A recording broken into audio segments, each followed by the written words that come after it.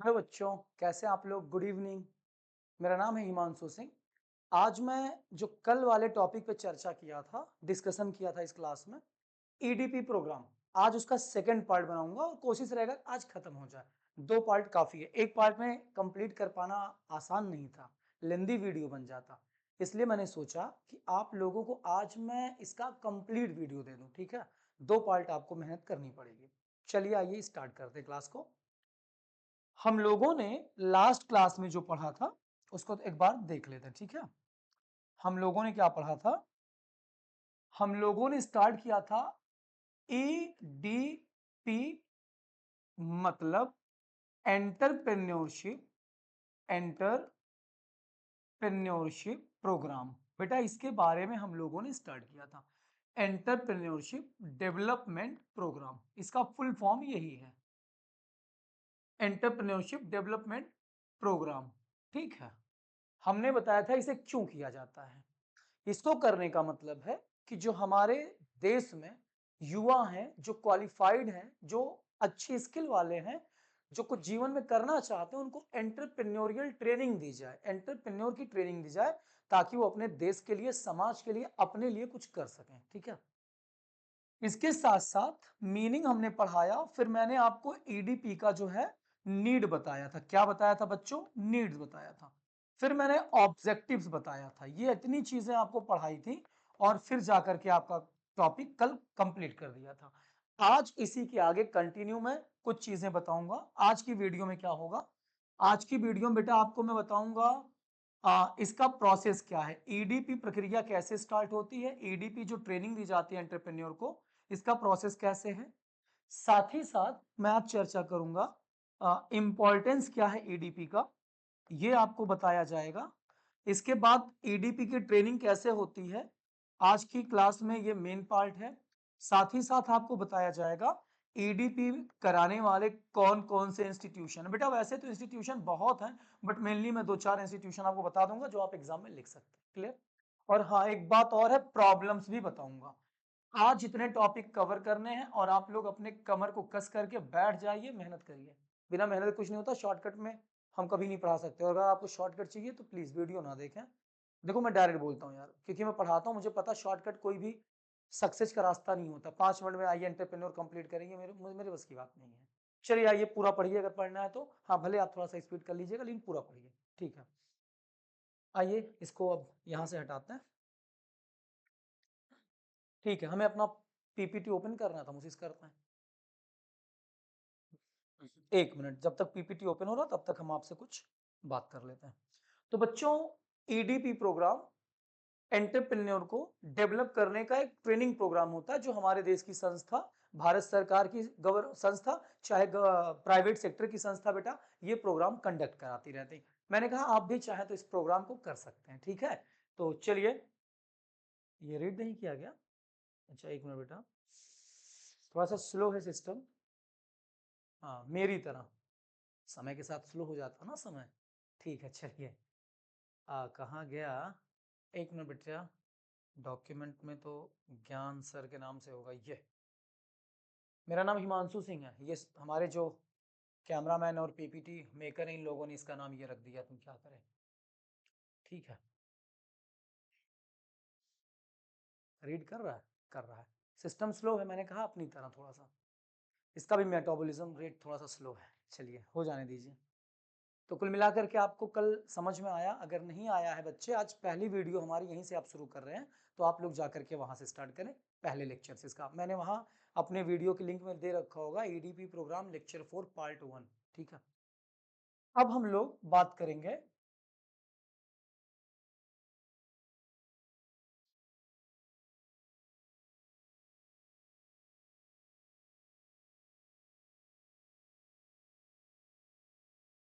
एक minute, EDP program, EDP process. ठीक है, कहाँ गया? ये यहाँ से स्टार्ट होगा। ठीक है बेटा, थोड़ा फॉरवर्ड कर लीजिएगा अगर स्लो लग रही क्लास तो। ठीक है, ईडीपी प्रोसेस यहीं से पढ़ाना है। इतना बताने के बाद कि ईडीपी क्या होता है, ईडीपी की मीनिंग क्या है, ईडीपी के उद्देश्य क्या है, मेन ऑब्जेक्ट क्या है, इसके साथ साथ मैंने आपको ईडीपी की नीड क्या है, ये सारी बातें बताई थी। आप पुराना लेक्चर देख लें, कल वाला लेक्चर देख लें। आज की क्लास में स्टार्ट करते हैं कि ईडीपी प्रक्रिया कैसे होती है। सबसे पहले मैंने कल आपको बताया था, क्लास स्टार्ट करने के पहले आप एक एप्लीकेशन देते हैं जो संस्थाएं ईडीपी कराना चाहती, उनके वेबसाइट पे जाकर के या न्यूज़पेपर में जहां वो ऑफर दी रहती है कि भाई हम ईडीपी प्रोग्राम कराने वाले हैं, आप अपना एप्लीकेशन देते हैं जिसमें आप अपना रिज्यूमे या सीवी वगैरह डाल देते हैं और पूरा आप अपना पूरा एक प्रकार से इंफॉर्मेशन देते हैं कि मैं तैयार हूं, मैं ईडीपी करना चाहता हूं। फिर उसमें से सिलेक्शन किया जाता है। तो पहले काम क्या करती है ईडीपी कंपनियां, मतलब ईडीपी जो करने वाली संस्थाएं हैं, वो डायरेक्ट क्या करती हैं, पहले आपको ट्रेनिंग नहीं देती हैं, पहले सिलेक्शन करती हैं। क्योंकि बेटा ईडीपी करने के लिए बहुत सारे लोगों ने अप्लाई किया होगा कंपनी में, मुझे भी ट्रेनिंग चाहिए, मुझे भी एंटरप्रेन्योर बनना, तो सबको तो ट्रेनिंग देंगे नहीं। क्योंकि कल को मान लो ऐसे बच्चे को ट्रेनिंग दे दी या ऐसे पर्सन को ट्रेनिंग दे दी जो उसकी काबिलियत ही नहीं रखता, जो डेवलप नहीं हो सका, पूरा ट्रेनिंग बेकार हो जाएगा। तो इसलिए बेटा आपकी जो योग्यता है, आपका क्वालिफिकेशन है, आपकी स्किल के बेस पे, आपके इंटरव्यू के बेस पे, आपके फैमिली बैकग्राउंड के बेस पे आपको जो है वहां पर बेटा सिलेक्ट किया जाता है। ठीक है, तो सबसे पहले एप्लीकेशन में कह रहा है सिलेक्शन ऑफ पोटेंशियल एंटरप्रेन्योर, मतलब जो पोटेंशियल दे सके कल को जाकर के, जिनके अंदर कल को आउटपुट निकल के आए, जो एंटरप्रेन्योर की ट्रेनिंग लेकर के जाए कुछ मतलब बताएं कि हाँ हम उसको साकार कर रहे हैं, आकर के ट्रेनिंग बेकार नहीं गई आपकी, उनको सिलेक्ट किया जाता है। सर ये कैसे होता है, किसका पता कौन कर लेगा? इंटरव्यू होगा, टेस्ट होगा, तो उसमें पता चल जाता है कि आप कितने अच्छे हैं। आपसे कुछ ट्रेड टेस्ट कर लेंगे, व्यापार के संबंध में पूछ लेंगे, तो आप जानकारी जैसे देंगे जान जाएंगे कि आपके अंदर कितनी कैपेबिलिटी है, फिर वो सिलेक्ट कर लेते हैं। ठीक है, तो सबसे पहला कह रहा है सिलेक्शन ऑफ पोटेंशियल एंटरप्रेन्योर्स। बेटा ये कहानी आप पढ़ सकते हैं कि सिलेक्शन ऑफ पोटेंशियल एंटरप्रेन्योर क्या है, कि मतलब सबसे पहले एक सुटेबल, एक सही व्यक्ति, स्किल वाले व्यक्ति को, जो नॉलेजेबल लड़का है, जो पर्सन है, उसको बेटा ये लोग पहले अपने पूरे एप्लीकेशन में से सिलेक्ट करते हैं इंटरव्यू वगैरह करके। ठीक है, मैं आगे बढ़ रहा हूं, ये मीनिंग आप पढ़ सकते हैं, कोई दिक्कत नहीं है। अगर आप पढ़ना चाहें तो देखिए मैं पढ़ ही देता हूं। The first and foremost step in the EDP is the proper and right selection and identification of potential entrepreneur। सबसे पहला काम है ईडीपी का कि प्रॉपर और राइट सिलेक्शन किया जाए, पहचाना जाए एक सही एंटरप्रेन्योर के लिए, ताकि कल को जा करके ट्रेनिंग लेकर के बंदा पोटेंशियल दिखाए, ताकि दिखाए कि वो ट्रेनिंग का कुछ सपना साकार कर रहा है, ट्रेनिंग बेकार नहीं जा रही है। It refer to find out individual who can be converted into entrepreneur. The utmost care should be taken in identifying the right participant for the EDP। कुल मिलाकर के बेटा ये जो स्टेप है, ये कह रहा है कि एक राइट व्यक्ति को, जिसको एंटरप्रेन्योर में कल को कन्वर्ट करना ट्रेनिंग के माध्यम से, वो सिलेक्शन करने का पहला प्रक्रिया होता है। ऐसे ऐरे गैरे को ट्रेनिंग नहीं दे दी जाती है। ठीक है, चलिए ये अब आप पढ़ लीजिएगा, कुछ है नहीं, शायद आप पढ़ लेंगे, अच्छे समझ में आ जाएगा। इसमें आपका एजुकेशन लेवल, आप कितना अच्छा इनोवेट नई नई चीजों के बारे में सोचते हैं, आपका फैमिली बैकग्राउंड क्या है, क्वालिफिकेशन क्या है, आपके अंदर स्किल क्या है, ये सारी चीजें देखी जाती हैं आपको सिलेक्शन करते टाइम ट्रेनिंग के लिए। ठीक है, एक मिनट बेटा, क्योंकि इतना बड़ा पैराग्राफ बनेंगे तो पढ़ेंगे टाइम आ जाएगा। मेन आपको समझ में आ ही रहा है कि भाई प्रोसेस कैसे होता है। फिर दूसरा, तो दूसरा क्या आ गया, identification of entrepreneurial traits and skill. अब आपके अंदर एक एंटरप्रेन्योर बनने की क्वालिटीज और कैरेक्टरिस्टिक्स हैं, योग्यता है कि नहीं है, यह पहचाना जाता है। पहले तो आपको सिलेक्ट किया जाता है, फिर आपके अंदर ये भी चीज देखी जाती है क्या आपके अंदर मैनेजमेंट करने, लीडरशिप जैसी स्टाइल, ये सब आपके अंदर है कि नहीं है। आपके अंदर स्किल और ट्रेट्स मतलब क्वालिटीज को भी देखा जाता है। समझ में आया? कह रहा every participant must have a minimum level of eligibility for becoming an entrepreneur. कह रहा कि इस ट्रेनिंग प्रोग्राम में जब प्रक्रिया सिलेक्ट करने की होती है, इसमें देखा जाता है कि हर एक पार्टिसिपेंट के अंदर जो एंटरप्रेन्योर बनने जा रहे हैं, उनके अंदर कम से कम मिनिमम लेवल की योग्यता तो होनी चाहिए, जो वहां पर क्राइटेरिया सेट किया गया है इंस्टीट्यूट के द्वारा जो ट्रेनिंग दे रही है। The entrepreneurial traits are broadly grouped into two categories. Entrepreneurial traits, जो आपके अंदर एंटरप्रेन्योर वाली क्वालिटी हो, दो भाग में बांटा गया है इंस्टीट्यूट। ये दो चीजें आपके अंदर देखती हैं, क्या? फैमिली बैकग्राउंड, सबसे पहला देखा जाता है कि आपका फैमिली बैकग्राउंड कैसा है। फैमिली बैकग्राउंड से पता चल जाता है कि आप कितना अच्छा सोचते हैं। अगर आप बेटा ऐसे बैकग्राउंड के हैं जहां पर पहले से ही अच्छा बिजनेस चल रहा है या बिजनेस में लगे हुए हैं, या फैमिली बड़ी है, तो माना जाता है जो फैमिली बड़ी होती है उस फैमिली में रिस्क लेने की कैपेबिलिटी ज्यादा होती है, तो आप एक अच्छे एंटरप्रेन्योर बन सकते हैं भविष्य में। या फैमिली कितनी एजुकेटेड है, कितना सोसाइटी से कनेक्टेड है, ये एंटरप्रेन्योर बनने में आपका बड़ा हेल्प करती है। क्लियर? फिर आता है फैमिली बैकग्राउंड के साथ साथ, हाँ देखो दो बार लिख दिया बेटा गलती से, फैमिली बैकग्राउंड के साथ साथ दूसरा देखा जाता है आपकी एज। क्या देखी जाती है? एज। ये कई बातें इसमें देखते हैं। दूसरा देखा जाता है बेटा आपकी एज क्या है। अगर आप यंग एज के हैं, अगर आप यंग एज के हैं तो आपके अंदर बेटा देखा जाता है कि यंग एज के लड़कों के अंदर रिस्क लेने की क्षमता ज्यादा होती है as compare to old age, या एक कह सकते हैं कि 30 35 50 साल के 40 साल के उधर वालों से ज्यादा यंग एज में क्षमता होती है नया सोचने नया कुछ करने की जो ताकत होती है बेटा, वो माना जाता है कि 40 के बाद वालों में या 35 के बाद वालों में वो नहीं होती, क्योंकि वो थॉट प्रोसेस उतना अच्छा नहीं होता। ऐसा मैं नहीं मानता हूं, लेकिन यहां मानते हैं, कुछ लोग मानते हैं, बेसिकली ये सत्य बात है। चलिए, फिर कह रहा है एजुकेशन लेवल, आपका एजुकेशन लेवल भी चेक किया जाता है कि भाई कम से कम मिनिमम लेवल आपका एजुकेशन जो रिक्वायर्ड है एक एंटरप्रेन्योर की ट्रेनिंग लेने के लिए वो होनी चाहिए।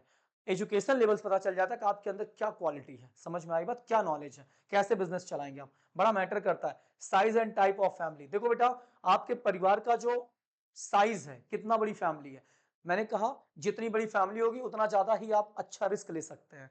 बड़ी फैमिली में यही फायदा है, तो आपको ये सब देखा जाता है कि आपकी फैमिली ज्वाइंट है, कि आप फैमिली कितनी बड़ी है, क्योंकि उसी हिसाब से आपके अंदर रिस्क लेने की क्षमता होगी। क्लियर।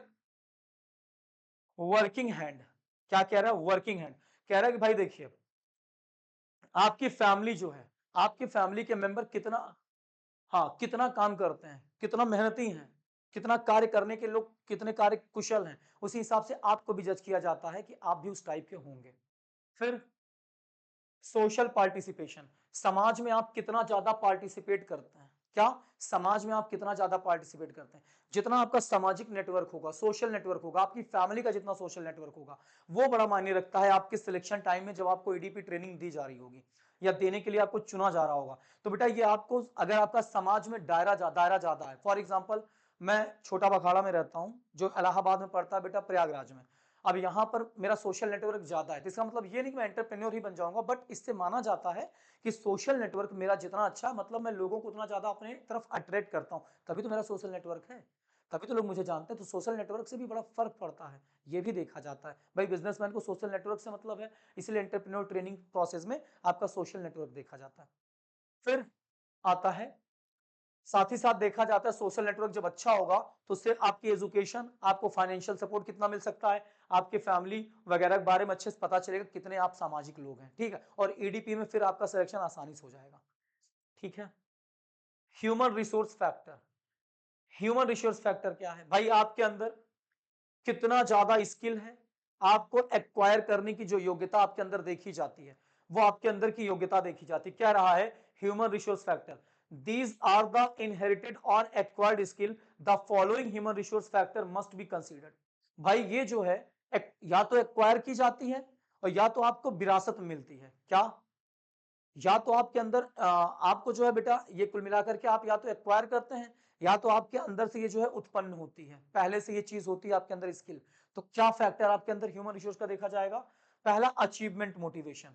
मान लीजिए मुझे कल को एडीपी की ट्रेनिंग लेनी है, तो देखा जाता है हिमांशु सिंह के अंदर कौन सी स्किल है, कौन सा ह्यूमन फैक्टर है इनके अंदर, क्या ये जीवन में कुछ अचीव करना चाहते हैं, तो इससे पता चल जाएगा कि मैं मोटिवेट हूं कि नहीं हूं। ईडीपी ट्रेनर जो हुए जो मुझको सेलेक्ट कर रहे हैं ट्रेनिंग देने के लिए, जहां पर प्रक्रिया चल रही है इंस्टीट्यूट में, तो बेटा वहां सबके अंदर सारे पार्टिसिपेंट को जो भाग ले रहे हैं ईडीपी प्रोग्राम के लिए, उनके अंदर देखा जाता है कि क्या इस बंदे के अंदर वो फैक्टर है अचीवमेंट का, जीवन में कुछ उपलब्धि हासिल करना चाहता है ये बंदा। इससे क्या जज होगा कि मैं कितना मोटिवेट हूं, अगर मैं कुछ उपलब्धि नहीं हासिल करना चाहता हूं, मैं खुश हूं, तो बेटा फिर मेरे अंदर मोटिवेशन नहीं है और मुझे ट्रेनिंग के लिए शायद सेलेक्ट भी ना किया जाए।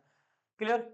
कह रहा है अचीवमेंट मोटिवेशन देखा जाता है, फिर देखा जाता है विलिंगनेस टू टेक रिस्क, मतलब मैं कितना रिस्क ले सकता हूं, यह भी देखा जाता है। ये मेरा अपना ह्यूमन फैक्टर है भाई, ये मेरे अपने अंदर की बात है, ठीक है, मेरी यही स्किल है कि मैं कितना जो है अचीव करना चाहता हूं, इससे मेरे अंदर मोटिवेशन पता चलेगा। दूसरा विलिंगनेस टू टेक रिस्क, मेरे अंदर रिस्क लेने की कितनी कैपेबिलिटीज है मेरे अंदर, क्योंकि मैं ट्रेनिंग लेने जा रहा हूं।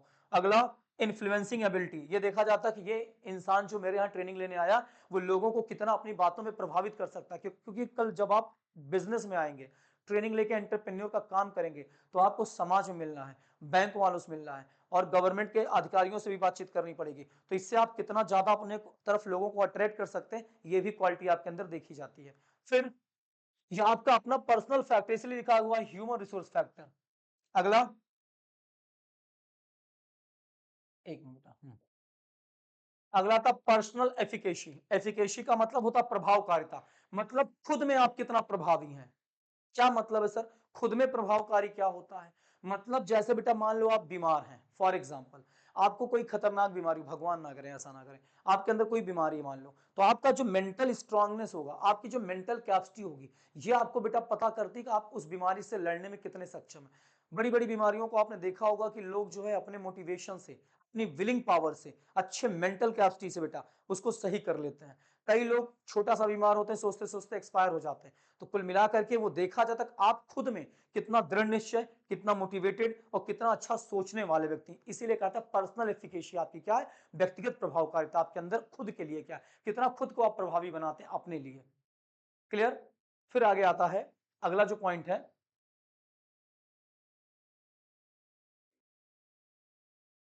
हाँ पर्सनल एफिकेसी हो गई। फिर यहां से एस्पिरेशन, क्या आता है बेटा, एस्पिरेशन। एस्पिरेशन का मतलब होता है आकांक्षा। आपके अंदर कितनी आकांक्षा है, महत्वाकांक्षा है। भाई जब तक आप महत्वाकांक्षी है, आकांक्षा नहीं होगी आपके अंदर, तो आप कुछ जीवन में कर नहीं सकते हैं। तो महत्वाकांक्षी होना अच्छी बात है। चलिए वही कह रहा है कि aspiration is goal statement relating to future level of achievement. जितना अच्छा आप महत्वाकांक्षी हो गया, आकांक्षा होगी आपके अंदर, उतना ज्यादा आप फ्यूचर को लेकर के जीवन में कितना अचीव करना भविष्य में, ये चीज आपके अंदर सीरियसनेस आप सोचेंगे। अगर आपके अंदर खुद को लेकर कुछ नहीं होगा तो आप कुछ भी नहीं सोचेंगे, आप वही 10-20 हजार की नौकरी में जिंदगी बिता देंगे। समझ में आई बात? इसलिए एंटरप्रेन्योर बना जाता है, जीवन में कुछ अचीव किया जाए। हम महत्वाकांक्षी बनते हैं क्योंकि अपने जीवन में कुछ उपलब्धि प्राप्त करना चाहते हैं। तो एडीपी ट्रेनिंग प्रोग्राम में ये देखा जाता है कि ये व्यक्ति कितना महत्वाकांक्षी है, तभी तो कुछ कर पाएगा। समझ में आ रही बात? हाँ स्पीड तेज लगे थोड़ा सा स्लो कर लीजिएगा। चलिए ये अंदर पढ़ लीजिएगा क्योंकि मैं एक बार मीनिंग समझा दूंगा तो अंदर मीनिंग मेरे से ज्यादा कुछ होगा नहीं मीनिंग में। फिर कह रहा है अगला, आइडेंटिफिकेशन ऑफ एंटरप्राइज। इतना होने के बाद, फैमिली बैकग्राउंड, एज, तमाम चीजों को देखने के बाद एडीपी प्रोसेस अभी चल, अभी खत्म नहीं हुआ है। अभी एडीपी प्रोसेस में हम तीसरी बात कर रहे हैं। अभी तक देखिए, इधर देखिए, इसको मिटा के आपको बताएं, एडीपी प्रोसेस चालू हुआ है। ये देखिए कहां गया, ईडीपी प्रोसेस में हम सिलेक्शन पढ़े, ये पहला पॉइंट हुआ हमारा। हम सिलेक्शन पढ़े, ये पहला पॉइंट हुआ। फिर आइडेंटिफिकेशन हम दूसरा पढ़ रहे हैं। अब आइडेंटिफिकेशन के अंदर हम फैमिली बैकग्राउंड, एजुकेशन और एजुकेशन लेवल, वर्किंग हैंड, ये सब पढ़े, ह्यूमन फैक्टर वगैरह, अचीवमेंट, मोटिवेशन। अब इसके बाद पर्सनल एफिकेसी वगैरह पढ़ लिए, दूसरे के अंदर था एस्पिरेशन। अब तीसरा यहां से चालू हो रहा है। ठीक है, चलिए कह रहा आइडेंटिफिकेशन ऑफ एंटरप्राइज। क्या मतलब है इसका? ईडीपी प्रोसेस में यह देखा जाता है कि ये जो बंदा हमारे यहां आया है ट्रेनिंग लेने, कल को इसको किस टाइप के बिजनेस के लिए या किस टाइप के प्रोजेक्ट के लिए मोटिवेट किया जाए। क्योंकि हर व्यक्ति के अंदर अलग अलग प्रकार का बिजनेस करने, अलग अलग प्रकार की कुशलता होती है, क्वालिटी होती है, स्किल होती है। हर व्यक्ति एक बिजनेस नहीं कर सकता है। तो मेरे लिए अलग एंटरप्राइज का सिलेक्शन किया जा रहा होगा कि भाई इनको इस तरीके से ट्रेन किया जाए क्योंकि इनका स्किल इधर ज्यादा है, इनका टेक्नोलॉजी की तरफ ज्यादा है, भाई साहब का न्यू इनोवेशन की तरफ ज्यादा जा रहा है, उनका सर्विस की तरफ जा रहा है। तो एडीपी प्रोग्राम में बेटा एंटरप्राइज सेलेक्ट किया जाता है। सबसे पहले मुझे सेलेक्ट किया जाएगा, फिर देखा जाएगा कि इसके लिए भविष्य में कौन सा बिजनेस ज्यादा बेहतर होगा, उसका भी आइडेंटिफिकेशन किया जाएगा। नहीं तो ट्रेनिंग लेकर के मैं किधर जाऊंगा, मुझे तो पता भी नहीं है। तो मुझे वहां सिखाया जाएगा कि आप इसके बाद इस बिजनेस की तरफ जाएं या इस प्रोजेक्ट की तरफ जाएं। क्लियर? वही कह रहा है, क्या कह रहा है, कह रहा है कि it's essential to identify a suitable enterprise or project for potential entrepreneur after studying his socio personal and human resources characteristic. एक व्यक्ति की फैमिली बैकग्राउंड, सामाजिक विशेषताओं और उसके अंदर की सारी क्वालिटी को पढ़ने के बाद एडीपी की तरह, एडीपी में उसके लिए एक सुटेबल एंटरप्राइज या प्रोजेक्ट चुना जाए ताकि कल को वहां से निकलने के बाद भटके ना। समझ में आ रही बात? फिर a number of factors such as his skill, experience, physical resources, family occupation, etc. should be taken in consideration before selecting an enterprise। कह रहा है कि भाई इस प्रकार skill, experience, family background, resources सब विचार करने के बाद आपको जो है देखा जाता फिर आपको किस टाइप के बिजनेस की अब जरूरत पड़ेगी भविष्य में, उसी हिसाब से आपको ट्रेनिंग दी जाती है। फिर after deciding enterprise, the potential entrepreneur has to study the viability in terms of financial resources, availability, raw material, marketing, profitability etcetera. इतना जानने के बाद आपके लिए बढ़िया एंटरप्राइज का सिलेक्शन करने के बाद कि आपको ट्रेनिंग दी जाए तो आप किस टाइप का बिजनेस भविष्य में खोलेंगे या किस टाइप के प्रोजेक्ट में आप काम करेंगे, इतना जानने के बाद आपको मार्केटिंग सहायता कैसे दी जाए, टेक्नोलॉजिकल सहायता कैसे दी जाए, ये भी आपके बारे में सोचा जाएगा, क्योंकि अब आपका सिलेक्शन हो चुका है, वहां पर आपको ट्रेनिंग दी जाएगी। तो भाई आपके बारे में भविष्य में क्या बिजनेस करेंगे, किस प्रोजेक्ट पे आप वर्क करेंगे, उसके साथ मार्केटिंग फैसिलिटी आपको कैसे मिले, लोन की फैसिलिटी कैसे मिले, टेक्नोलॉजी की फैसिलिटी कैसे मिले, ये सब भी सोचा जाता है ना बेटा, तभी तो आपको ट्रेनिंग सफल बनानी, तभी तो आपकी ट्रेनिंग सफल होगी। तो ये वहां की प्रोग्राम में सोचा जाता है। ट्रेनिंग बहुत बड़ी होती है, छोटा मोटा ट्रेनिंग नहीं होता। चलिए अगला आता है कंटेंट ऑफ ट्रेनिंग प्रोग्राम। इतना होने के बाद ट्रेनिंग प्रोग्राम में क्या क्या चीजें कराई जाएंगी वो भी देखा जाता है। भाई आपका इंटरव्यू हो गया, आपका सिलेक्शन हो गया, आपके बारे में कल को आप बिजनेस क्या करेंगे वो भी पहचाना गया, आपका फैमिली बैकग्राउंड देख लिया गया, आपका पर्सनल स्किल देख लिया गया, आपकी खुद की महत्वाकांक्षा चेक कर ली गई, आपका अचीवमेंट मोटिवेशन लेवल चेक कर लिया गया। तमाम काम को करने के बाद इस प्रक्रिया में अब आगे बढ़ती है संस्था, क्या करती है, कह रहा है कंटेंट ऑफ ट्रेनिंग प्रोग्राम, मतलब ट्रेनिंग प्रोग्राम में कौन कौन सा कंटेंट अब और रखा जाए। देखिए अभी फिर ट्रेनिंग प्रोग्राम में भी कुछ और कंटेंट को ध्यान दिया जाता है, जैसे क्या कह रहा है, टेक्निकल नॉलेज एंड स्किल। आपके अंदर टेक्निकल नॉलेज और स्किल क्या है, टेक्निकल नॉलेज को लेकर के कल को टेक्नोलॉजी बदलेगी, आपको उस पर काम करना है, कितना डीप में आपको नॉलेज है टेक्नोलॉजी की, नहीं है तो ट्रेनिंग में दिया जाएगा। ये सब चीजें देखा जाता है कि आपको टेक्निकल नॉलेज भी है कि नहीं, स्किल के साथ साथ टेक्निकल नॉलेज भी है कि नहीं, ये भी आपको ट्रेनिंग प्रोग्राम में कंटेंट में रखा जाता है। अगर नहीं है तो इस पे भी काम किया जाता है आपके अंदर, ठीक है, ताकि आपको ट्रेनिंग में सब चीजें सीखने को मिले। तो बेटा इसको पढ़ सकते हैं आप, बहुत प्यारा बहुत ईजी टॉपिक है। अब इतना मैं बताऊंगा तो फिर बताता ही रह जाऊंगा, ठीक है। चलिए इसके साथ साथ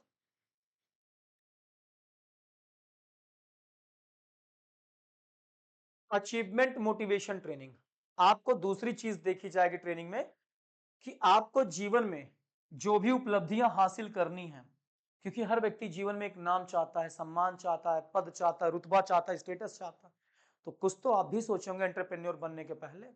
तो जो भी अचीवमेंट आप जीवन में करना चाहते हैं उसको भी लेकर के कितना मोटिवेट आपको किया जाए, ये भी ट्रेनिंग प्रोग्राम का कंटेंट होगा। नहीं तो ट्रेनिंग देने का कोई फायदा नहीं होगा जब आप मोटिवेट नहीं होंगे, अचीवमेंट को लेकर आप सीरियस ही नहीं होंगे।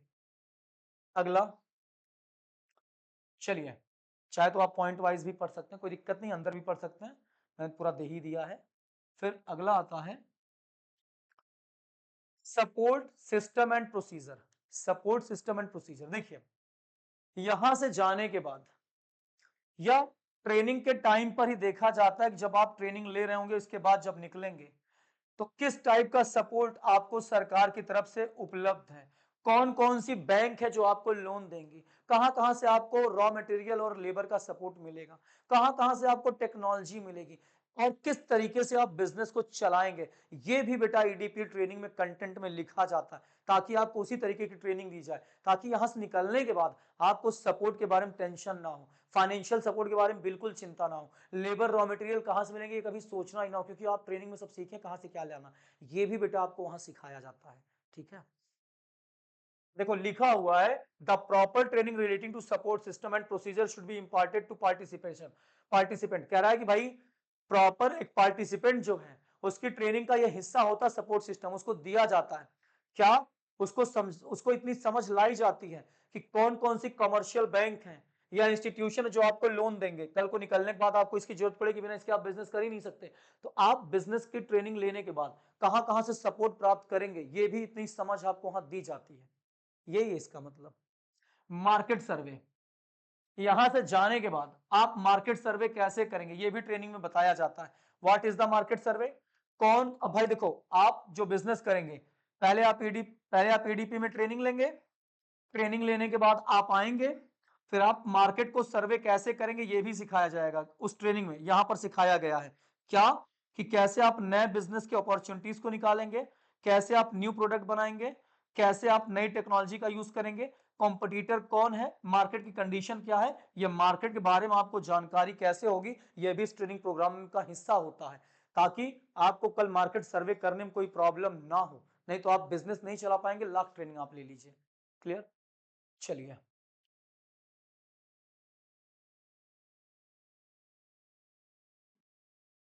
सपोर्ट सिस्टम तो बेटा आपको बता ही दिए, बार बार ये गलती से हमको लगता है कॉपी पेस्ट हो गया। चलिए इसको सपोर्ट सिस्टम हटा देते हैं। सपोर्ट सिस्टम का मतलब यही होता है कि कल को आप ट्रेनिंग लेकर के यहां से जाएंगे तो आपको ये पता होना चाहिए कि कहाँ-कहाँ से आपको फाइनेंशियल सपोर्ट मिल रहा है, लेबर, रॉ मटेरियल और टेक्नोलॉजी का सपोर्ट कहाँ से मिल रहा है, ताकि आपको बिजनेस कैरी ऑन करने में कोई प्रॉब्लम ना हो। ये आपको ट्रेनिंग में बताया जाता है। कितनी स्कीम गवर्नमेंट लाई है, कहाँ सब्सिडी आपको मिल रहा है, कहाँ से आप लोन लेंगे तो फायदा होगा, ये सब सपोर्ट सिस्टम आपको वहाँ सिखाया जाता है। फिर आता है प्रोडक्शन। क्या आता है बेटा? प्रोडक्शन। प्रोडक्शन कह रहा है after the enterprise is set up, production start at this step, the managerial and technological skill required in the ADP comes into use, once the production start the entrepreneur has to initiate supply of product through suitable marketing channel. मतलब एक बार training लेकर के आप गए, मान लीजिए एक बार आप एडीपी ट्रेनिंग लेके गए, फिर आप एक एंटरप्राइज ओपन किए। एंटरप्राइज का मतलब होता है बिजनेस ओपन किया आप। भाई एंटरप्रेन्योर पढ़ रहे हैं तो अच्छे शब्द का प्रयोग करिए, बिजनेस नहीं बोल सकते। आप एंटरप्राइज ओपन किए, एंटरप्राइज में आपने रॉ मटेरियल लगाया, पैसा लगाया, फाइनेंस लगाया, लेबर लगाया और मशीन का यूज किया। अब आप यहां से प्रोडक्शन करना चालू कर देंगे। जब यहां से ट्रेनिंग लेके जाएंगे तो ये करेंगे। फिर प्रोडक्शन को कैसे आप एक सुटेबल मार्केट में, प्रोडक्शन को आप कैसे एक अच्छे मार्केट में जो आपके प्रोडक्शन के लिए ज्यादा अच्छा है वहां पर बेचेंगे। तो ये भी आपको बेटा इस प्रोग्राम में कंटेंट में शामिल करके सिखाया जाता है। क्लियर? समझ में आ रहा है? चलिए ठीक है। Monitoring and follow up. ट्रेनिंग के बाद जब आप कंपनी चलाने लगेंगे, आप अपना बिजनेस स्टार्ट कर देंगे, तो आपके ऊपर निगरानी रखी जाएगी और आपको फॉलो अप किया जाएगा। मतलब आपको समय समय पर सुझाव, प्रॉब्लम का सोल्यूशन वगैरह दिया जाता रहेगा, ताकि आपको गाइडेंस वगैरह दिया जाता रहेगा, ताकि आपको बिजनेस चलाने में कोई दिक्कत ना हो और आपको बेटर रिजल्ट मिलता रहे। तो ट्रेनिंग कराने का यही मतलब है। सबसे पहले आपको सिलेक्ट किया जाता है, आपका फैमिली बैकग्राउंड, आपका एज, आपकी क्वालिफिकेशन, आपकी टेक्नोलॉजिकल नॉलेज, आपके अंदर की महत्वाकांक्षा, साथ ही साथ आपको कहां से सपोर्ट मिलेगा।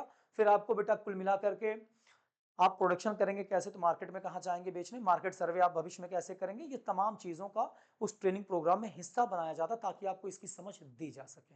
क्लियर हुआ? समझ में आया? धन्यवाद। आगे बढ़िए। अब तो ये तो था एडीपी प्रक्रिया कैसे होती है। अब ट्रेनिंग कैसे की जाती है ये देखते हैं। Phase of EDP. फेजेस मतलब होता है ट्रेनिंग का चरण, ट्रेनिंग कैसे दी जाती है आपको। वो तो कंटेंट था ना, ट्रेनिंग में क्या क्या दिया जाएगा वो सब तैयार हो गया।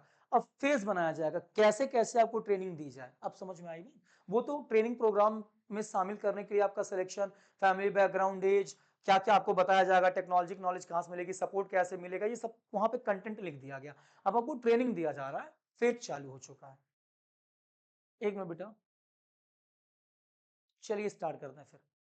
आइए, देख रहे थे वीडियो चल रही कि नहीं। कई बार गलती से रुक जाती है, हम रिकॉर्ड करते रहते हैं, ऑन ही नहीं होती। हम्म। पहला है, देखो बेटा ये नहीं पता ना, यहां से बता दे रहे हैं। There are 3 different phases. मतलब बेटा 3 प्रकार का चरण होता है ईडीपी ट्रेनिंग कराने का। पहला है प्री ट्रेनिंग पीरियड या प्री ट्रेनिंग फेज, ट्रेनिंग के पहले का फेज है। ट्रेनिंग के पहले का फेज है, ट्रेनिंग नहीं चल रही, ट्रेनिंग के पहले का फेज है। इसमें कुल मिलाकर के प्लानिंग कर लिया जाता है। क्या कर लिया जाता है? प्लानिंग। अब यही समझ लेते हैं, फिर यहां पर इसको बता देंगे, क्लियर हो जाएगा। इसका यह मतलब है कि आपको ट्रेनिंग कहां दी जाएगी, आपको ट्रेनिंग कहां दी जाएगी, कौन व्यक्ति प्रोफेशनल आपको आकर के ट्रेनिंग देगा, कौन सा प्रोफेशनल आपको आकर के ट्रेनिंग देगा, फिर ट्रेनिंग में क्या क्या इंफ्रास्ट्रक्चर होगा, क्लास कहां पर होगी, लाइटिंग कैसे होगी, फोडियम कहाँ लगेगा, एसी कैसे होगी, क्या क्या सुविधा चाहिए ट्रेनिंग के टाइम पर। ठीक है। फिर ट्रेनिंग प्रोग्राम का इनॉग्रेशन, मतलब ट्रेनिंग प्रोग्राम का इनॉग्रेशन उद्घाटन कब होगा, ये सब बेटा इस ट्रेनिंग प्रोग्राम के पहले के हिस्से में शामिल किया जाता है। फिर ये जो प्लानिंग हो जाती है उसी हिसाब से ट्रेनिंग आगे बढ़ती है, तो सेकंड फेज में आ जाएगा। अभी ट्रेनिंग के पहले आप प्लानिंग कर रहे हो, तो आइए देख लेते हैं। पैरा के pre training phase consist of all activities and preparation to launch training programme.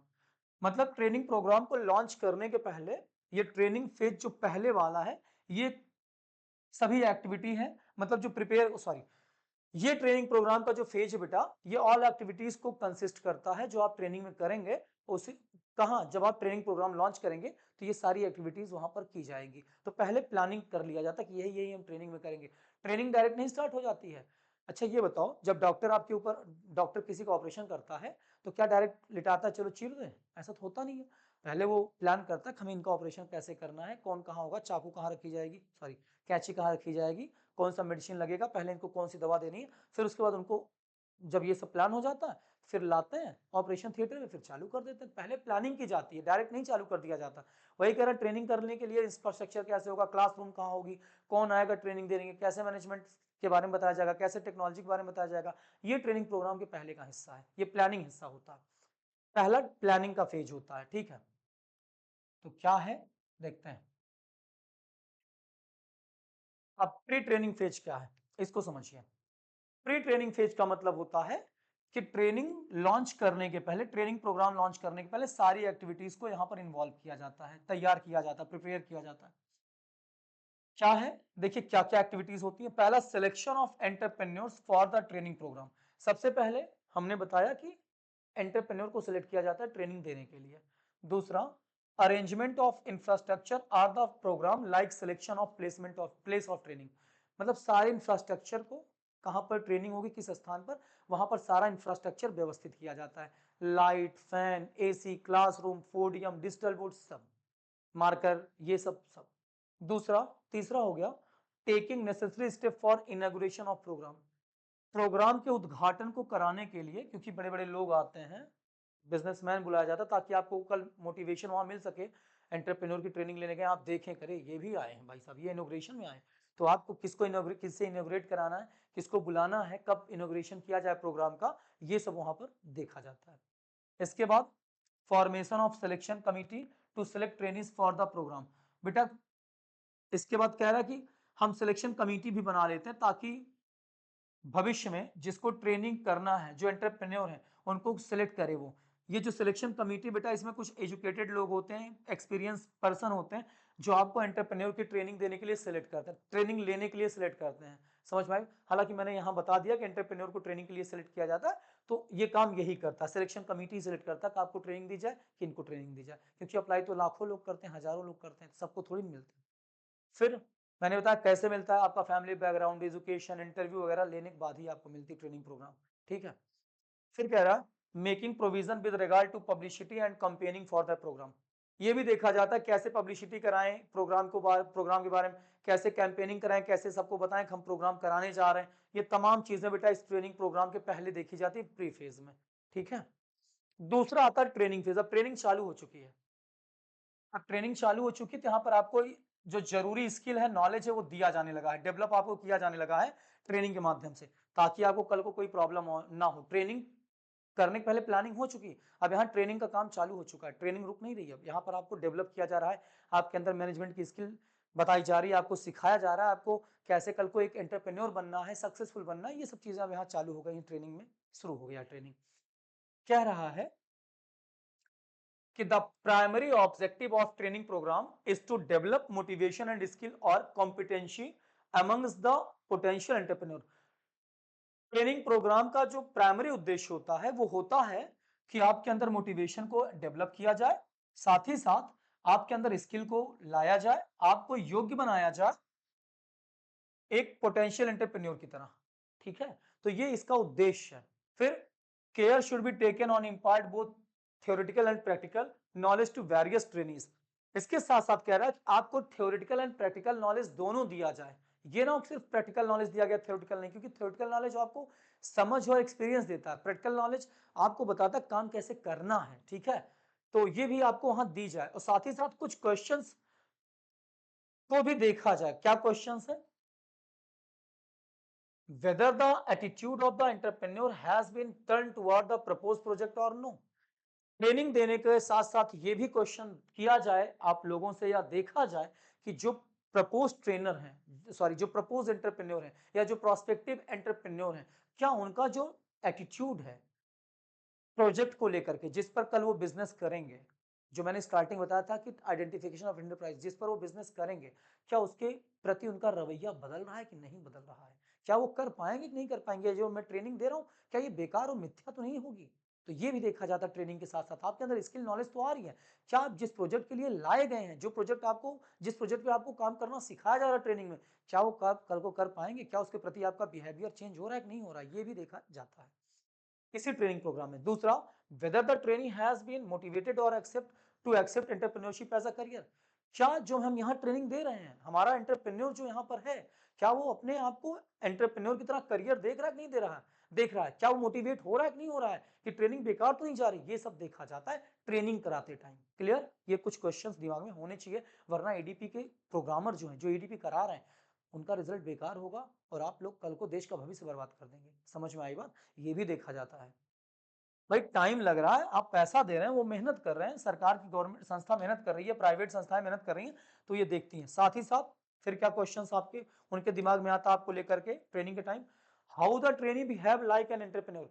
किस तरीके से कल को ट्रेनी जो है यहाँ से जाने के बाद एंटरप्रेन्योर की तरह बिहेव करे।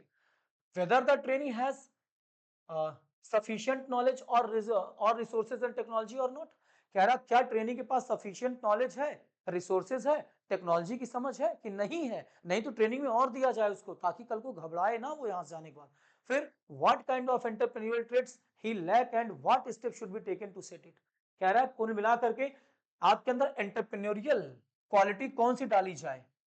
एंटरप्रेन्योरियल क्वालिटी क्या होती है, एक अच्छा बिजनेसमैन आपके अंदर बनने की क्या गुण है, वो सारे गुण, सारी क्वालिटी, मैनेजमेंट, इस लीडरशिप, मोटिवेशन, ये सारा सारा आपके अंदर है, या उसको सही करने के लिए कौन कौन सा स्टेप उठाया जाए, ये ट्रेनिंग में देखा जाता है, क्वेश्चन किया जाता है, फिर आपके अंदर ट्रेनिंग में सिखाया जाता है। ठीक है, तो ये सेकेंड फेज हो गया जहां पर ट्रेनिंग चल रही है। अब ट्रेनिंग खत्म हो चुकी है, थर्ड स्टेप पे आ गए अब आप लोग। ट्रेनिंग करते टाइम ये सब चीजें आपके अंदर देखी जाती है और सही की जाती हैं। फॉलो अप फेज आ गया, ट्रेनिंग देने के बाद अब आप वैसे फॉलो करेंगे, और आपको फिर फॉलो किया जा रहा है कि आप ट्रेनिंग लेने के बाद यहां से कितने सफल हो रहे हैं, क्या प्रॉब्लम आ रही ट्रेनिंग के बाद, उस टाइप की प्रॉब्लम को आपको दूर किया जा रहा है, और फिर आपको मॉनिटर किया जा रहा है यहां से जाने के बाद कि आप कर पा रहे हैं नहीं कर पा रहे हैं। समझ में आया? तो फॉलो अप मतलब ट्रेनिंग के बाद, ट्रेनिंग के बाद ये भी देखा जाता है किस चीज, कौन सी चीज छूट गई है, वो भी आपके अंदर फिर से सिखाया जाता है और सही किया जाता है। ट्रेनिंग के बाद कुछ फॉलो अप चीजें चालू होती हैं, जो पोस्ट ट्रेनिंग आप कह सकते हैं। ट्रेनिंग कंप्लीट होने के बाद आपको कुछ सुविधाएं, सहायताएं चाहिए, वो भी देखा जाता है और सही किया जाता है, फिर जाके ट्रेनिंग कंप्लीट हो जाता है। क्या रहा है, follow up phase of EDP has been termed as post training. मैंने कहा इसे पोस्ट ट्रेनिंग भी कहते हैं। The ultimate objective is to develop competent entrepreneur. इसका उद्देश्य होता है कि आपको एक योग्य एंटरप्रेन्योर बनाया जाए, क्योंकि भाई ट्रेनिंग आप ले चुके हैं, अब यहां से जाइए आप भैया एंटरप्रेन्योर बनिए और काम करिए। ठीक है, फॉलो अप मतलब आपको फॉलो किया जाता है या देखा जाता है कि आपके पास जो ट्रेनिंग दी गई आपको, उसका कितना अच्छा आप यूज कर रहे हैं, तो आपके ऊपर मॉनिटर किया जाता है टोटल। ठीक है, अब so that they can start their project, इसके बाद आप अपना स्टार्ट करिए project. Post training phase is a review phase of training program. मतलब ट्रेनिंग प्रोग्राम होने के बाद आपके ऊपर रिव्यू किया जाता है, समीक्षा किया जाता है कि आप कितने अच्छे से ट्रेनिंग लिए हैं। ठीक है, फिर it consist of reviewing of work in the following manner. आपके कार्य को कुछ फॉलोइंग मैनर से, कुछ फॉलोइंग तरीके से देखा जाता है। आपने जो ट्रेनिंग लिया है, कल को आप उसको लेकर के कितना अच्छा कार्य करेंगे, तो ये सब चीजें आपके अंदर देखी जाती हैं। आइए देखते हैं क्या क्या चीज लिखी, लिखा हुआ है importance of entrepreneurship development program. मतलब आपके लिए क्या एडीपी का महत्व निकल के आया, इतना ट्रेनिंग वगैरह आप ले लिए। फिर entrepreneurship play a very important role in the economy development. Entrepreneur act as a catalyst agent in the process of industrialisation and economic growth. कह रहा है कि जोसेफ शुम्पिट, यहां तक। फिर कह रहा है कि यहां से जाने के बाद आप एक अच्छा प्ले करेंगे रोल इकोनॉमी डेवलप में, भारत की आर्थिक स्थिति को बढ़ाएंगे। क्या आपके अंदर वो सारी चीजें आ गई जो ट्रेनिंग में आपको सिखाई गई, जो एक अच्छे एंटरप्रेन्योर के अंदर होना चाहिए, क्योंकि आप ही से देश का भविष्य भी जुड़ा हुआ है। साथ ही साथ जोसेफ शुम्पिटर कहते हैं कि भाई अगर किसी देश की इकोनॉमी को प्रोग्रेस करना है, तो वहां इनोवेशन का होना जरूरी है। और इनोवेशन चैप्टर में पढ़ाऊंगा, इनोवेशन तो नई नई टेक्नोलॉजी, नए नए प्रोडक्ट का होना जरूरी है। और इनोवेशन कौन ला सकता है, एक एंटरप्रेन्योर ला सकता है जिसके अंदर वो टैलेंट होगा। समझ में आई बात? और टेक्नोलॉजी अगर आएगी, एंटरप्रेन्योर बनेंगे और जिससे देश का विकास होगा। ये ट्रेनिंग फेज के बाद देखा जाता है। तो कुल मिलाकर के ट्रेनिंग फेज के लास्ट में देखा जाता है कि आप जो ट्रेनिंग लेकर के आए हैं, आपके अंदर वो टैलेंट आई कि नहीं आई, क्या आप अब यहां जाने के बाद देश की इकोनॉमी का ग्रोथ कराएंगे। क्योंकि शुम्पिटर कहते हैं देश की इकोनॉमी का ग्रोथ इनोवेशन से होता है, और इनोवेशन एक अच्छे एंटरप्रेन्योरियल टैलेंट से आता है, टेक्नोलॉजी से आता है। ठीक है, तो बेटा ट्रेनिंग वगैरह आपकी हो चुकी है, अब आप यहाँ से जाए नहीं, अभी क्लास लें, मतलब ट्रेनिंग लेके जाए। ठीक है, चलिए आइए आगे देख लेते हैं। अंदर पढ़ लीजिएगा, कुछ है नहीं, अब आप इतना पढ़ लिए तो आराम से पढ़ लेंगे। अब इंपॉर्टेंस ऑफ ईडीपी, जल्दी जल्दी कुछ है ही नहीं बेटा, ये तो खत्म। भाई ईडीपी लेकर के आप गए, ट्रेनिंग लेकर के आप गए, अब आप अपना एंटरप्रेन्योरशिप स्टार्ट किए। अब आपके लिए फायदा क्या है, देश के लिए फायदा क्या है, लोगों के लिए उसका लाभ क्या निकल के आएगा जो आप ट्रेनिंग लेके आए। आप जाएंगे, आप बिजनेस करेंगे, आप लोगों को रोजगार देंगे। तो आप पहला काम क्या करेंगे, आप रोजगार क्रिएट करेंगे, रोजगार के अवसर लाएंगे और खुद को भी रोजगार देंगे अपना बिजनेस ओपन करके। ये समझ गए अब आप लोग। फिर कह रहा है ठीक है, इसके अंदर का पार्ट नहीं है, ये मीनिंग का पार्ट है। तो आप यहीं से पढ़िए, इतना ज्यादा डिटेल में पढ़ने की जरूरत नहीं। अगर आप चाहते हैं तो अच्छे से एग्जाम देना तो पढ़ लीजिएगा। कुल मिला करके आप रोजगार देंगे, देश का इकोनॉमी ग्रोथ करेंगे, देश की जीडीपी बढ़ाएंगे, इंडस्ट्रियल का ग्रोथ होगा, यही सब इसका फायदा निकलेगा और क्या। फिर कह रहा है कैपिटल फॉर्मेशन। आप देश की इकोनॉमी में ज्यादा से ज्यादा पूंजी का निर्माण करेंगे, देश में पैसा लाएंगे, क्योंकि आप अच्छा बिजनेस करेंगे, लोगों को रोजगार देंगे। साथ ही साथ आपकी वजह से बेटा देश का जो रीजनल डेवलपमेंट है, हर एक क्षेत्र अच्छी तरीके से विकास करेगा। ना कोई क्षेत्र, ना कोई डिस्ट्रिक्ट, ना कोई गांव पीछे होगा, ना आगे होगा, क्योंकि आपने बहुत अच्छे से जो है ट्रेनिंग ली है। आप इंडस्ट्री को खोल रहे हैं, लोगों को रोजगार दे रहे हैं, लोगों के पास पैसा आ रहा है, जीवन अच्छा हो रहा है, ये इसका महत्व है। फिर यूज ऑफ लोकल रिसोर्सेज। आपके पास जो पानी है, मशीन है, मैन है, रॉ मटेरियल है, इसका बढ़िया से आप यूज करेंगे ताकि आप देश की इकोनॉमी को आगे बढ़ा सकें। ईडीपी इसीलिए दिया जाता है ज्यादा से ज्यादा एंटरप्रेन्योर आए, नौकरी दें, देश का इंडस्ट्रियल ग्रोथ कराएं, ये तमाम चीजें। फिर आ रहा है improvement in per capita income. भाई जब आप सबको रोजगार देंगे, सबकी नौकरी लगेगी, सबकी इनकम बढ़ेगी, तो प्रति व्यक्ति आय भी बढ़ेगा, जिससे सबका जीवन वगैरह अच्छे से चलेगा और कोई भी गरीब दुखी नहीं रहेगा, सारी सुख सुविधाएं प्राप्त करेगा। ईडीपी ट्रेनिंग के बाद आप ही से सब जुड़ा हुआ है। फिर आ रहा है improvement in the standard of living. भाई जब आप सबको रोजगार देंगे, सबकी जो जीवनचर्या है, रहन सहन है, वो इंप्रूव कर जाएगा, तरक्की करेंगे, लोग खुश रहेंगे, देश खुश रहेगा, लोग खुश रहेंगे, आप भी खुश रहेंगे। इसीलिए तो ट्रेनिंग दी जा रही ताकि आप बिजनेस करिए, अच्छा लोगों को नौकरी दीजिए, देश का विकास करिए, अपना विकास के साथ साथ देश का भी विकास। इकोनॉमिक इंडिपेंडेंस, हमारा देश खुद में आत्मनिर्भर हो जाएगा और आप भी अपने पे आत्मनिर्भर हो जाएंगे और आप बेटर क्वालिटी गुड्स और सर्विस लोगों को देने लगेंगे और उससे फिर एक्सपोर्ट होगा, फायदा होगा देश का। ठीक है, इसके बाद ये तो बेटा आराम से था टॉपिक, आप पढ़ सकते हैं या नोट कर लीजिए। प्रिवेंटिंग इंडस्ट्रियल स्लम्स क्या कह रहा है, आप बेटा जब अच्छे एंटरप्रेन्योर बनेंगे, अभी मैंने कल इंडस्ट्रियल स्लम बताया था, आप अगल बगल जो मलिन बस्तियां हैं, जो गरीब लोग हैं, जो कूड़ा कचरा बीन के रहते हैं या फिर जो झुग्गी झोपड़ी में रहते हैं, वो भी खत्म कर देंगे, उसको रोक लगा देंगे, क्योंकि आप देश का विकास कर रहे हैं तो उनका भी तो विकास होगा। तो इसीलिए ईडीपी ट्रेनिंग दी जाती है ताकि आप सबका विकास करें।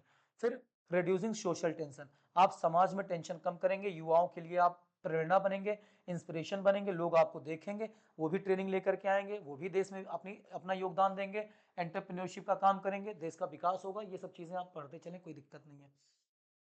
फिर फैसिलिटेटिंग ओवरऑल डेवलपमेंट, फिर आप देश का ओवरऑल डेवलप करेंगे, जैसे आप इंफ्रास्ट्रक्चर हो गया, मतलब सड़कें, हॉस्पिटल, इलेक्ट्रिसिटी, सब में आप अपना योगदान देने लगे, क्योंकि देश की इकोनॉमी ग्रोथ कर रही है, आपका इंडस्ट्रियल ग्रोथ हो रहा है, लोगों को रोजगार मिल रहा है, देश की इनकम बढ़ रही है, जीडीपी ग्रोथ कर रही है। इससे बेटा फायदा यही निकलता है ईडीपी का। ईडीपी ट्रेनिंग इसीलिए कराई जाती।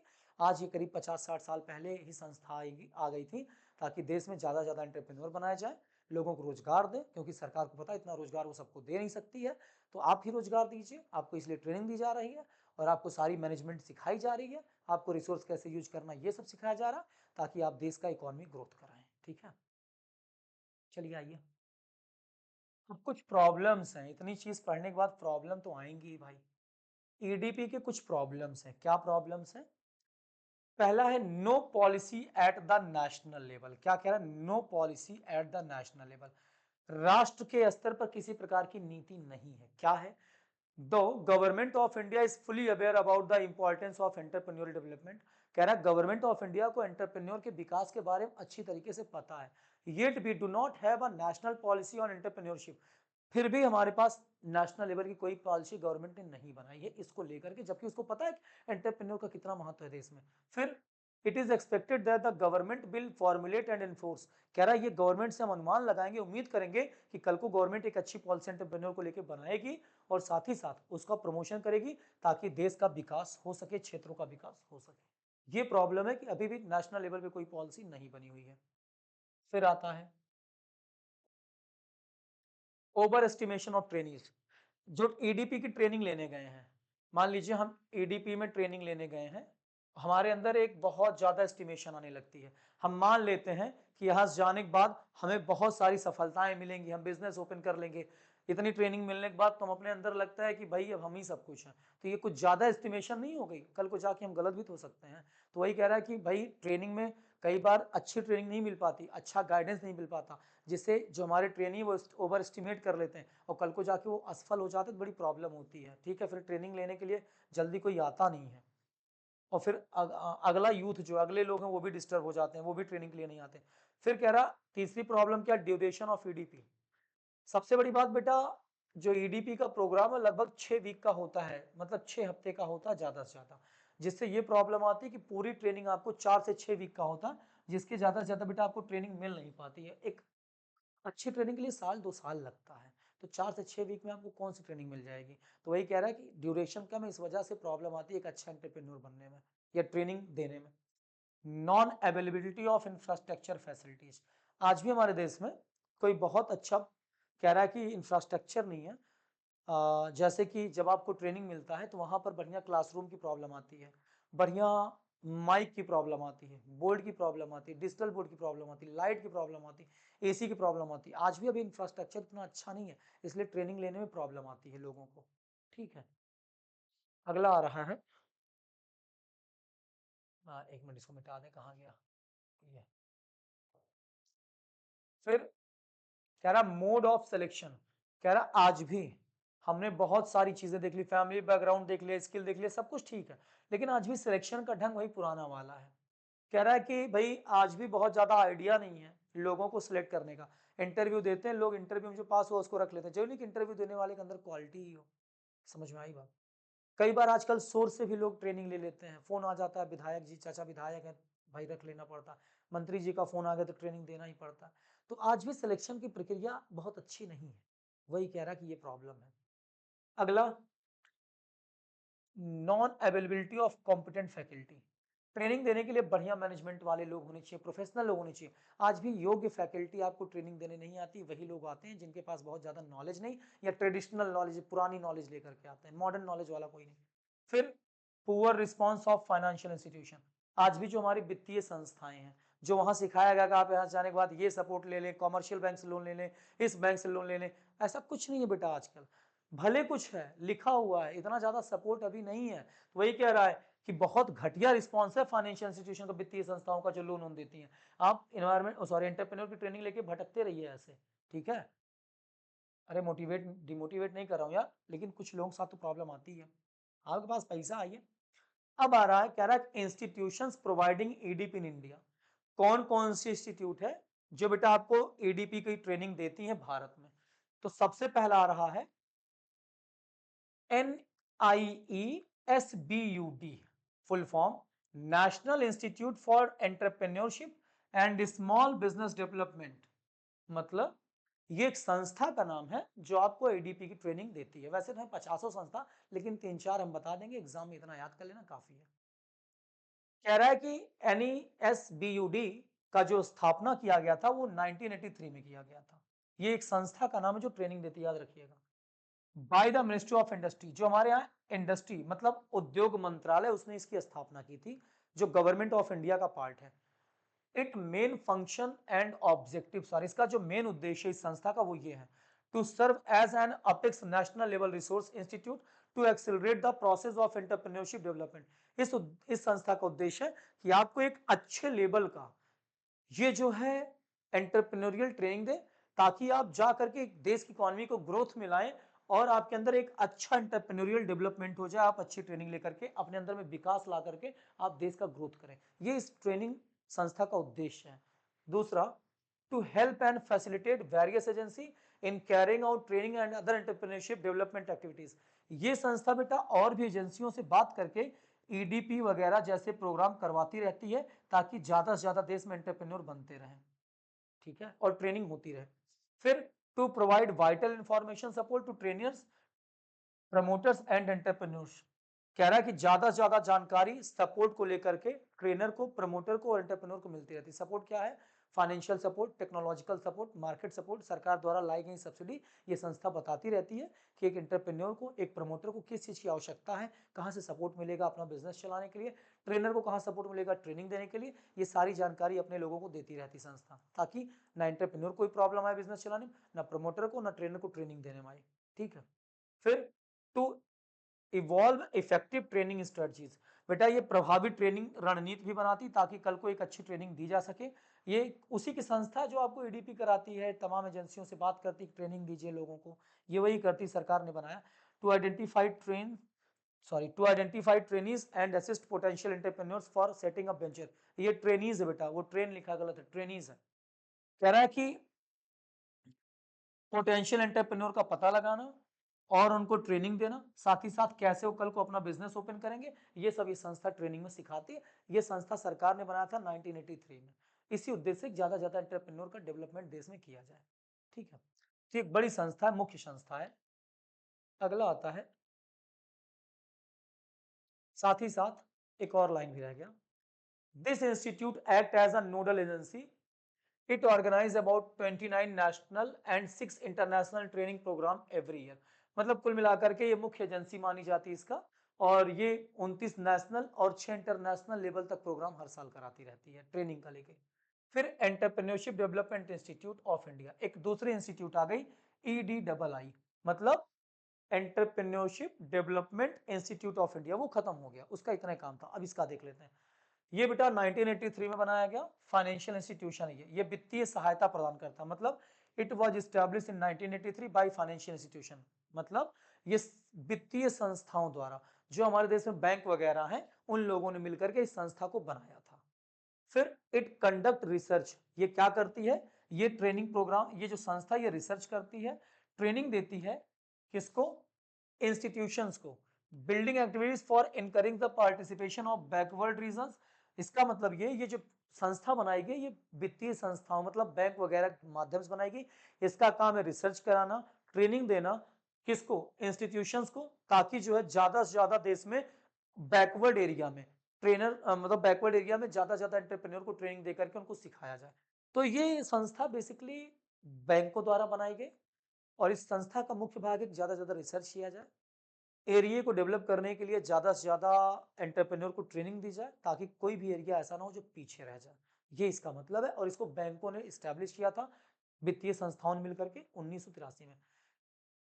तेरा ये इसका जो काम है, to increase the supply of trained entrepreneur through training, इसका ये जो ट्रेनिंग प्रोग्राम कराती है संस्था, इसका एक ही उद्देश्य है कि ज्यादा एंटरप्रेन्योर को ट्रेनिंग के माध्यम से किया जाए, नए नए एंटरप्रेन्योर आए, देश का विकास करें। दूसरा, to generate opportunity for self employment, ज्यादा ज्यादा लोग अपने आप को रोजगार दें, ज्यादा ज्यादा एंटरप्रेन्योर बने तो रोजगार रोजगार अपने आपको देंगे और लोगों को रोजगार दें, इसका ये काम है। तीसरा, to improve managerial capabilities of small scale industries, small scale industry को जो चला रहे एंटरप्रेन्योर, उनके अंदर मैनेजमेंट की कैपेबिलिटी अच्छे से आ जाए, ताकि इस इंडस्ट्री को चलाने में उनको कोई प्रॉब्लम ना आए। To promote small enterprises at rural level, ग्रामीण लेवल पर ज्यादा से ज्यादा स्मॉल एंटरप्राइजेस खुलें, छोटे छोटे बिजनेस खुलें, ताकि गांव में भी लोगों का भला हो, नौकरी मिले।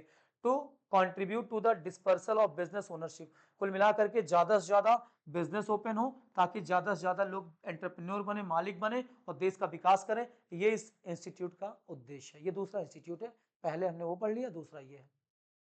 तो इसका उद्देश्य क्या है, इसको बैंकों ने बनाया, फाइनेंशियल इंस्टीट्यूशन ने 1983 में। इसको इसलिए बनाया गया, ग्रामीण क्षेत्रों में, पिछड़े क्षेत्रों में ज्यादा ज्यादा एंटरप्रेन्योरियल ट्रेनिंग दी जाए, ताकि हर क्षेत्र का विकास हो, और ज्यादा ज्यादा ट्रेनिंग दे करके एंटरप्रेन्योर को सप्लाई किया जाए देश में, ताकि देश के इकोनॉमिक ग्रोथ रुकने ना पाए। बस सिंपल है। आगे चलिए, आगे देखते हैं। सम अदर ऑर्गेनाइजेशन प्रोवाइडिंग, कुछ और भी ऑर्गेनाइजेशन है जो प्रोवाइड करती हैं ट्रेनिंग प्रोग्राम। जैसे क्या नाम है, देखिए, जैसे स्मॉल इंडस्ट्रीज डेवलपमेंट है इस देश में। एक मिनट बेटा, देखो, हाँ, कह रहा कुछ और भी इंस्टीट्यूशन प्रोग्राम है, वो तो दो के बारे में बताया।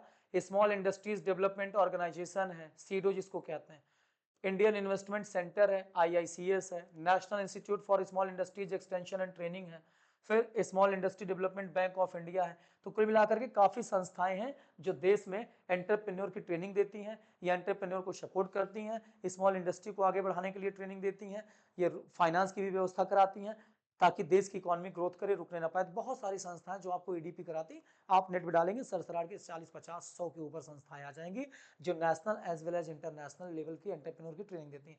आपने देखा होगा कुछ यूट्यूबर हैं जैसे संदीप माहेश्वरी सर हैं, विवेक बिंद्रा सर हैं, ये लोग भी तो देते थे एंटरप्रेन्योर की ट्रेनिंग, इनकी भी संस्थाएं थी। तो ये था बेटा आज का टॉपिक जिसमें हमने पढ़ा। कोई डाउट है तो कमेंट में पूछे। देखो बेटा जो डिटेल में पैराग्राफ था हमने मीनिंग बता दी, आप अंदर पढ़ सकते हैं। अगर आपको प्रॉब्लम आए तो आप कमेंट करें, कोई दिक्कत नहीं है। थैंक यू बच्चों, आज क्लास यहीं खत्म होती है और कल हम जो पढ़ेंगे एंटरप्रेन्योर में, आज 5वां लेक्चर हो गया, कल छठा होगा। छठे लेक्चर में हम लोग क्या पढ़ेंगे, डायमेंशन ऑफ एंटरप्रेन्योरशिप, डिटेल में वो भी पढ़ लिया जाएगा, एक ही लेक्चर में कंप्लीट हो जाएगा 50-55 मिनट के। ठीक है, थैंक यू बच्चों।